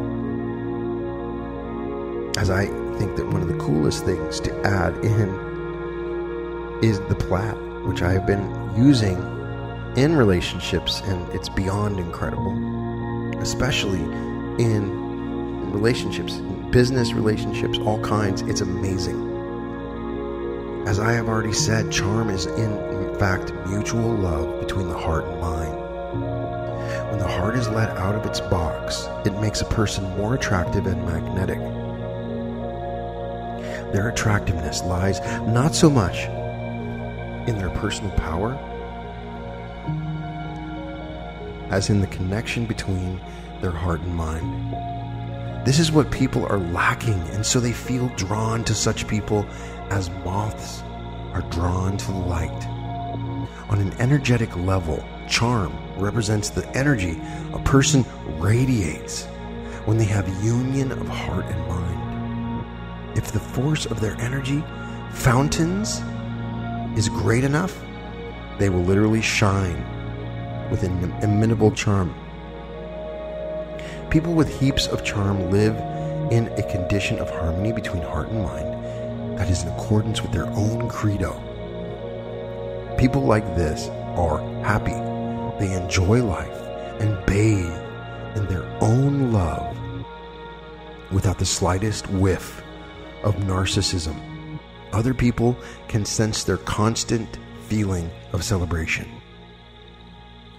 Such people are few and far between, but you could be one of them. You just have to turn to face your heart. Love yourself and set out on the path to your innermost goal. Not only will your personal qualities change, but your body will become more attractive, your face softer, and your smile more enchanting. When you are firmly on your target lifeline, your external appearance, the part of the scenery of that sector, will correspond to the characteristics of the energy you radiate when you see your own perfection. This is not as unlikely as it might seem. If you do not believe me, just look through some photographs of yourself that were taken when you were going through a dark period in your life. By training your meridians and increasing your energy levels, you will develop an unusual ability to influence people and inspire the goodwill towards you. To become the life and soul of the party, all you have to do is abandon importance and turn on your energy fountains. I will try to create a shorter energy fountain meditation, just something that's quick, so you don't have to sit and do a full hour meditation with that energy. I always do long ones first, and I'll try to do shorter ones for some of these as we go. But a short one probably would be helpful for the energy meditation. You might find yourself having a discussion with a group of colleagues or friends. The frequency of the thought energy of those present will be attuned roughly to the same theme as if they were all swaying in unison like a pendulum. Turn on your fountains and let them flood your group. Feel your energy field and sense it expanding to encompass everyone taking part in the discussion. Then your comments will have greater weight, and other people present will feel the power of your thoughts. That's pretty amazing. Now, as I mentioned in the energy chapter, we make the mistake thinking that we accumulate and want to increase our energy, but we have a trillion bits of energy all around us. The key is not keeping the energy. It's letting it flow. So you're not drained of energy when you do something like this. Your energy is flowing. When the meridians are wider, you're pulling in energy and it's coming out. So you're not being drained. It's not an emotional vampire, energy vampire type of situation. As he says, by training your meridians and increasing your energy levels, you will develop the unusual ability to influence people. So you can do this through the energy exercise.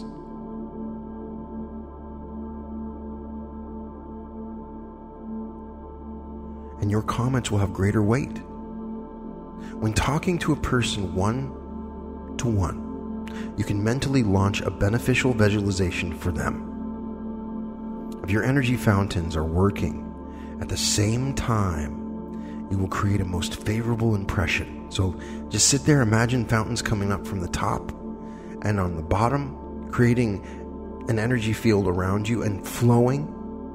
And then send out a positive picture of them on the beach in Hawaii or something super happy, exciting for them. That's an amazing idea. And if the fountains are working, the technique will grant you a huge advantage in situations that require your personal charm or strength, making you successful in negotiations, exams, job interviews, and personal relationship. What if that has been the secret all along for these people that are so diabolically radiating out? They have such rapport that they've been able to figure out how to send visual slides. The next section is called pardon. If you know you have shortcomings that could hinder you from achieving your goal, or think that you lack the necessary knowledge and skills, accept it. Accept yourself just the way you are. Allow yourself the luxury of having shortcomings and lacking the necessary qualities. This will help and give you a sense of relief and inner calm. If you try to hide the fact that you lack the necessary qualities and conceal your shortcomings, they will undoubtedly show themselves at a critical moment. Lack of self-acceptance will always manifest in the form of obstacles. We create the obstacles in our lives ourselves. Firstly, feeling guilty or inadequate creates excess potential, and balanced forces then exacerbate the situation. Secondly, outer intention inevitably realizes your fears.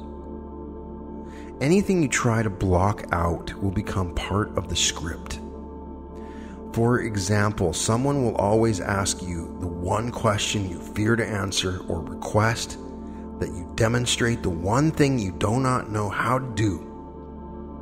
But worst of all, you will be overcome with tension or freeze up at the critical moment. Where does your free energy go? Your free energy is spent on supporting the excess potential of importance, on battling with balanced forces and managing situations that are fast threatening to roll out of control. The more importance you attribute to your shortcomings, the more insistent the resistance of balanced forces will be. The tighter your grip of control, the stronger the pressure exerted by the alternative's flow, because it has no intention of stopping. I noticed on one of the message boards, Renee used the term stream of variations, which I guess is the other version of alternatives flow, since alternatives space is only used in one translation of the book. And so, because it has no intention of stopping, eventually the energy of intention is exhausted. What would you expect to be capable in this condition? Imagine if you had to carry a piglet around with you wherever you went. The piglet would be squealing, trying to wriggle free, and you'd constantly be trying to keep it tucked tightly under your arm and somehow quiet it down. Then you would finally let the piglet go and immediately feel free and light with relief. The energy you had been spending holding on to the squeaker would now be entirely at your disposal to channel into other things. So he's saying when you tighten your grip on control, it's the same thing. It's a very interesting analogy. The piglet comparison is not as obtuse as it might seem. It is unlikely that you will be able to hide your shortcomings, and so it's better to concentrate on your strengths. You will see for yourself how much freer and at ease you feel if you let go and accept shortcomings.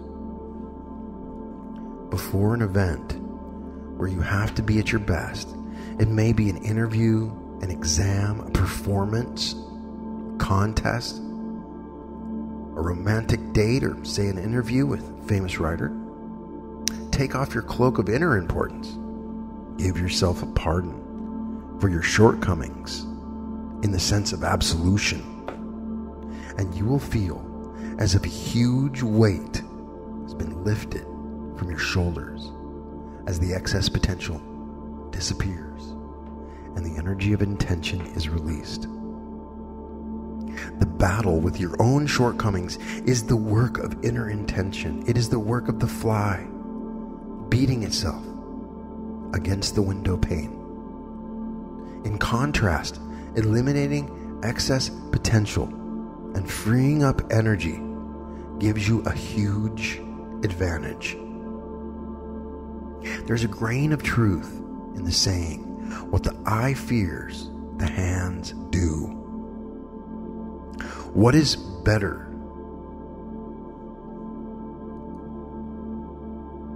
To be tortured by doubt, to wallow in your hang-ups, to lick your lips in desire, and fitfully conceal your weaknesses, or to simply shake off the baggage and calmly fulfill the work of purified intention.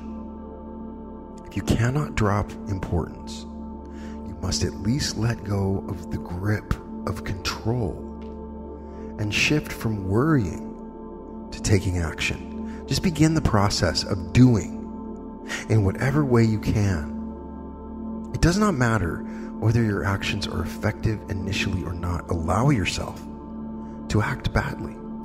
The potential of importance will dissipate in the course of action. The energy of intention will be released and everything will work out fine. So that's interesting. He's saying that we can reduce importance through action. So the final section of this chapter is called job hunting. And this is pretty interesting. To conclude this chapter, Zealand wants to demonstrate how the principles of transurfing, including Frailing, work in a practice in a situation that is relevant to everyone. You probably read various sources giving instructions on how to write your resume and how to behave in a job interview. You may gain new and useful insights from the material I'm going to share with you below.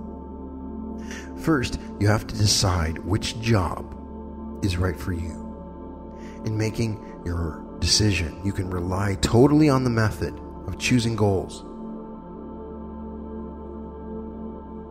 and doors, so there's no need for me to repeat the details of those steps here. You must keep in mind that you generally do have the right to choose, and that your potential is only limited by your intention and the level of importance you attribute to it. In the process of coming to a decision about the kind of job that would most suit you, do not think about prestige, the means to achieving it, or your shortcomings. Focus on whether the job is really for you or not. You may have doubts about whether there will be a vacancy for you at the position of your choice. If this is the case, you should be aware that pendulums will create the necessary conditions for anxiety, disappointment, and even despair. You must remain aware of this and constantly affirm that you have the right to choose, and that if you make an order, sooner or later it will be delivered. Just say, I have the right to choose, and if I make an order, sooner or later it will be delivered. In dreaming, your intention works instantly, but material realization is inert like tar, and so it takes time, patience, and indomitable conviction. You have the right to choose. In a restaurant with poor service, you may have to wait a long time for the waiter, but you are certain that your order will appear eventually. Go into a restaurant, it takes a long time, but you know it's going to come eventually. In this instance, I recommend using the following slide. You make your own choice, deciding on the kind of job you want. But how will you find it is nothing to do with you. So you can apply the teachings from this section to relationships or anything else.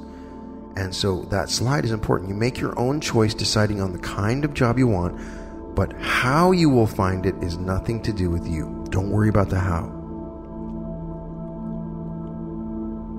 Anything is possible in the stream of variations, although pendulums will do their best to convince you otherwise. All you have to do is choose and hold the firm intention to receive your order. Of course, if your financial situation does not allow you to wait, you will have to resign yourself to taking whatever is currently available. And that should be obvious. However, once you have work that provides at least a minimum wage, you can make your order for the best and calmly wait its arrival. If you enjoy your work but feel a little tense or inhibited, carry a slide in your mind, picturing how well you do your work and the feelings of pleasure and self-fulfillment that you get from it. If the feeling of tension does not dissipate over time, it is a case of inner discomfort. In this case, it might be worth looking for something else instead. Once you've decided upon the job you'd like to have, you can begin running the slide in your mind, picturing your goal has already been achieved. At the same time, it is essential that you do your part and do not sit around with your arms folded. Before you set about writing your resume and preparing for interview, focus your intention in the right direction. It would be a mistake to make being offered the job the focus of your goal. The goal should sit in your thoughts as a slide, featuring you already having been offered the job with the application process behind you. By wondering whether you will be chosen or not, you inevitably create scenarios of defeat. Remember the transfer chains. The first link is writing your CV. This is where you must focus your inner intention. When you are writing your resume, stipulate all your skills, but only indicate one position, the one you are currently applying for. There is a good reason for this, for displaying the willingness to do this. That or the other will not evoke confidence in your potential employer, who will assume you are desperate enough to accept any position as long as they take you on somewhere.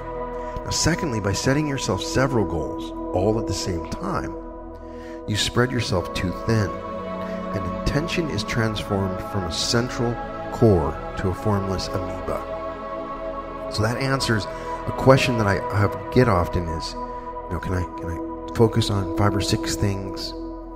And he's saying you can't, because then your intention becomes formless.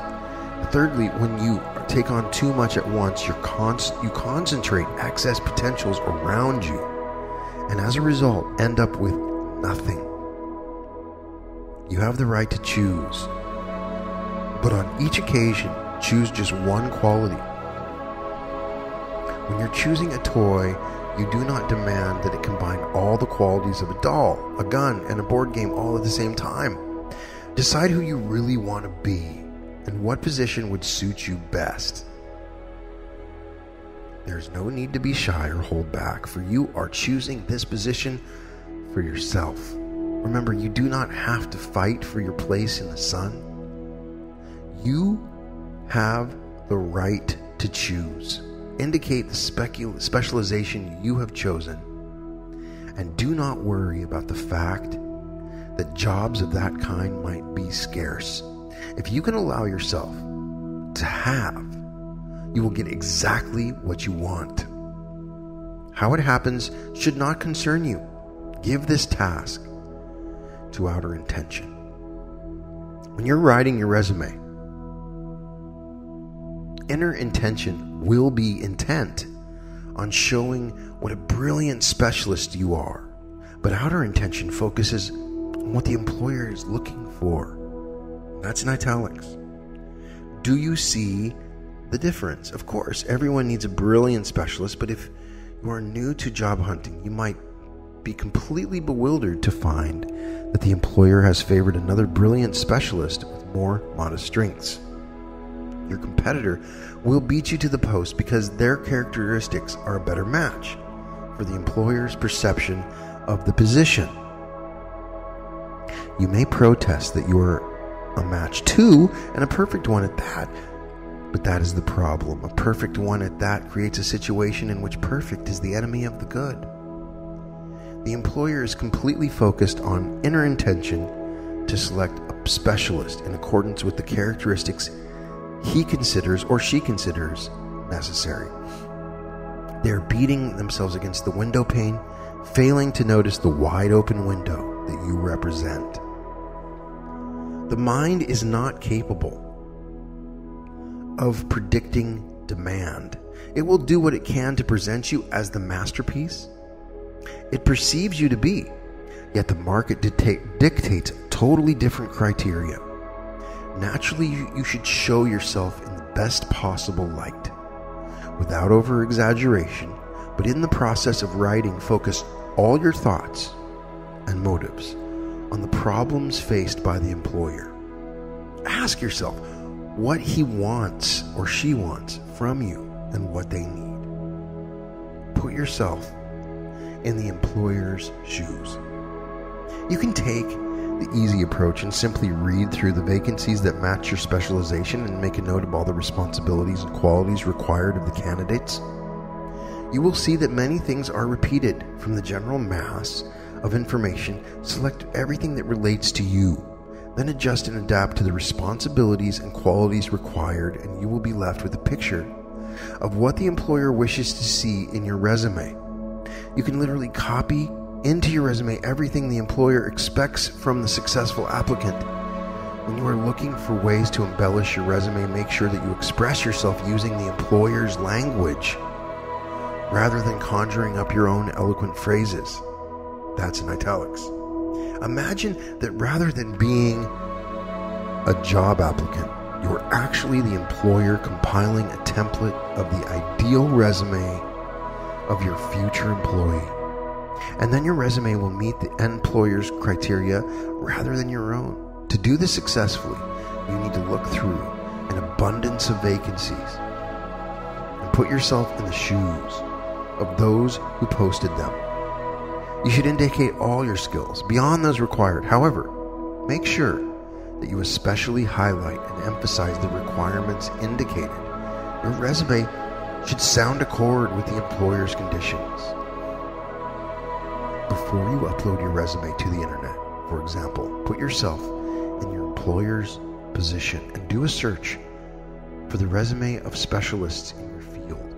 It will give you a huge advantage, and you will discover all sorts of useful details. The majority of applicants directed solely by inner intention go directly to the search vacancies section and upload their resume straight away.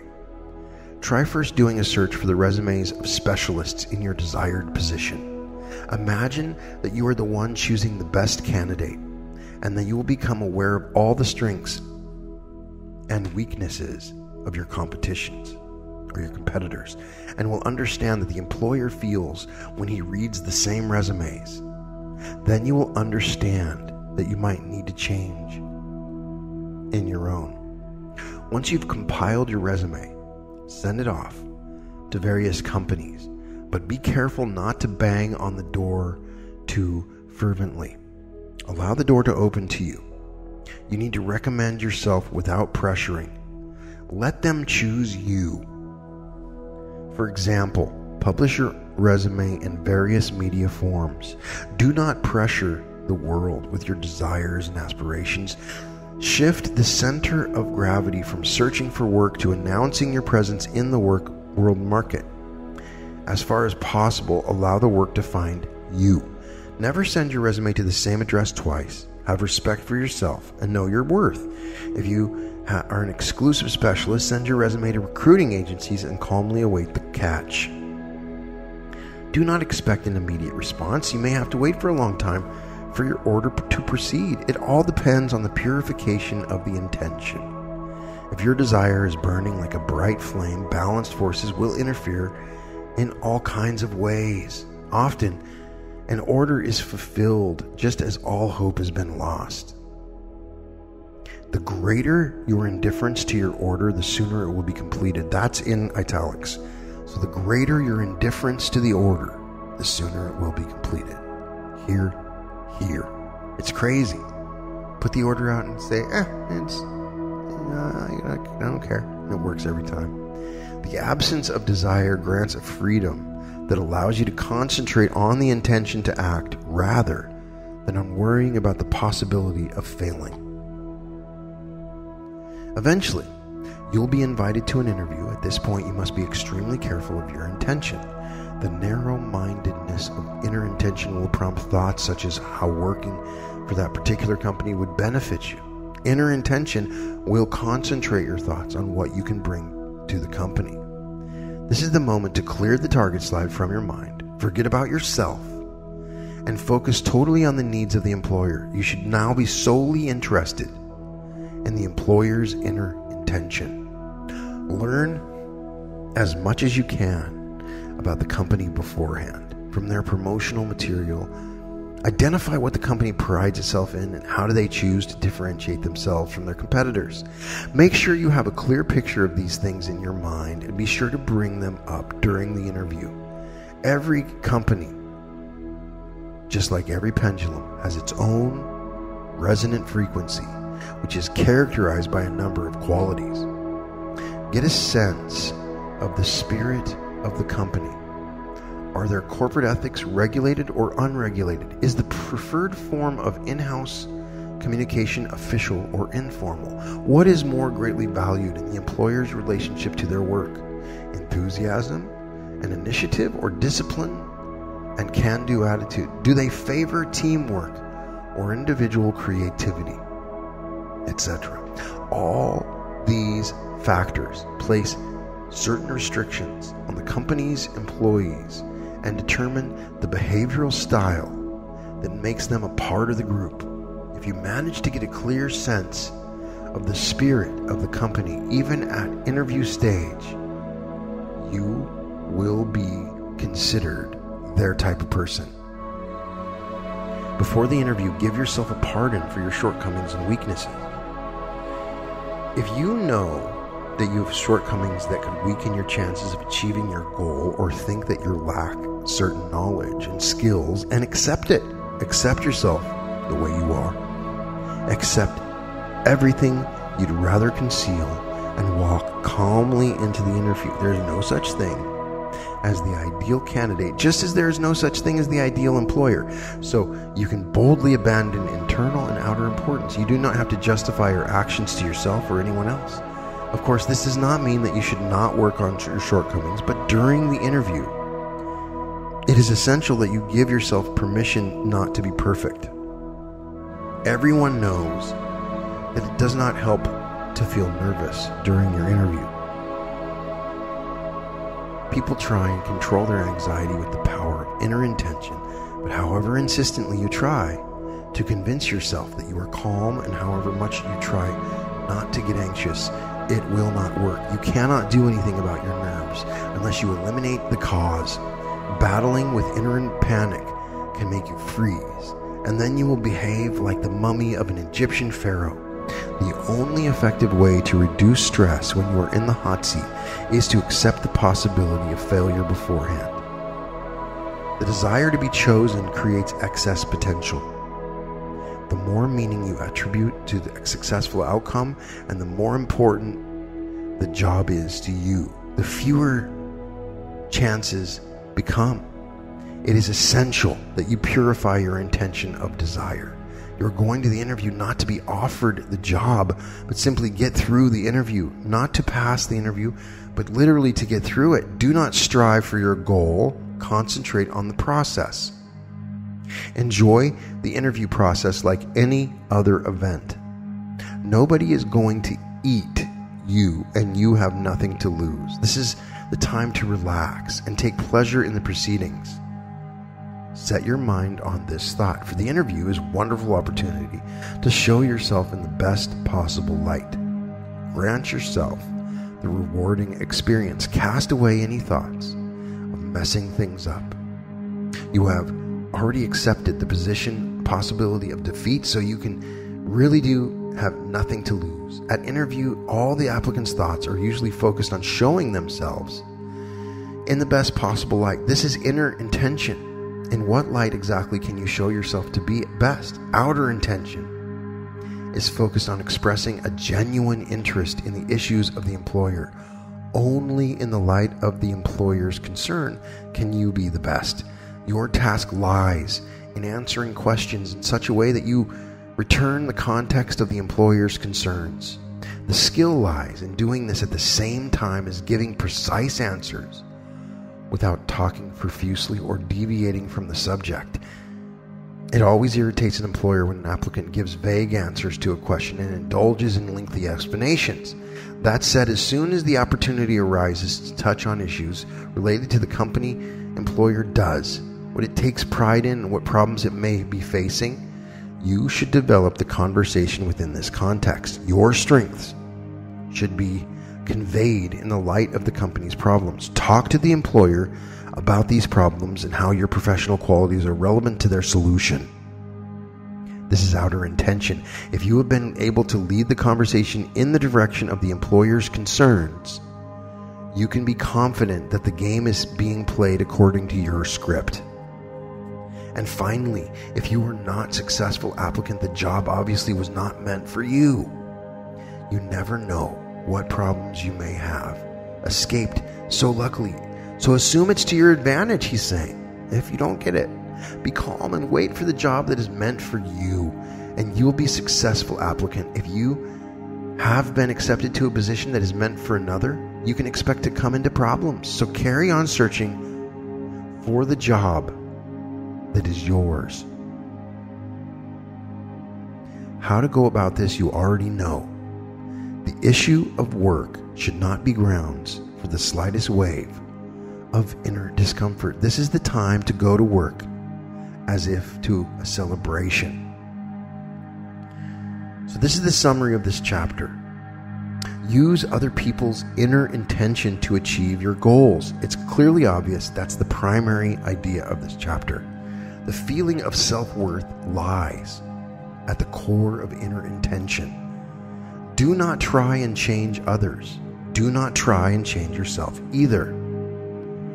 To act more naturally, switch your attention from self to others. Play the game of increasing other people's sense of self-worth. If you want to attract attention, show an interest in those around you. In conversation, people are not inclined to evaluate how interesting you are. They are evaluating how well you might suit the role of realizing their self-worth. Express your interest in others with sincerity. Outer intention helps you to realize the inner intention of others. Let go of the intention to get and replace it with the intention to give. And as a result, you will get the very thing that you gave up. Argument and criticism are the mind's battle with the alternatives flow or the stream of variations. Avoid any action that injures another's self-esteem. And at the beginning of any conversation, take a turn with your partner so that you are moving in the same flow direction together. Do not justify your mistakes. Consciously admit them. Adopt the role of defending other people when they're right. A display of genuine liking for someone brings down their protective barrier. Asking a small favor of someone is the best way of befriending them. Healthy visualization creates a condition of comfort on an energetic level. An individual's personal power and influence is proportional to their free energy. Charm is the result of mutual love between the heart and mind. Allow yourself the luxury of having shortcomings and lacking strengths. The excess potential of inner importance is dissipated through action. And that is basically the way this chapter works in explaining frailing and how to have a relationship, the flow of relationships, attuning to their resonant frequency, the energy in relationships, pardoning yourself so that you don't let your problems overcome, and a really good section on job hunting, which you can take the lessons from and even apply that to relationships or other things. It would have been inappropriate for him to have a section on how to go and find the person that you want to love. So he gave this section on job hunting, and you can take the lesson from job hunting and make it into a first date or even a specific person, a way of dealing with the relationship itself, how to start it, how to treat it, and how to think about it. Very interesting stuff if you apply that section. So this is very interesting. Frailing is a different word that you may not have heard of, and this is what it is.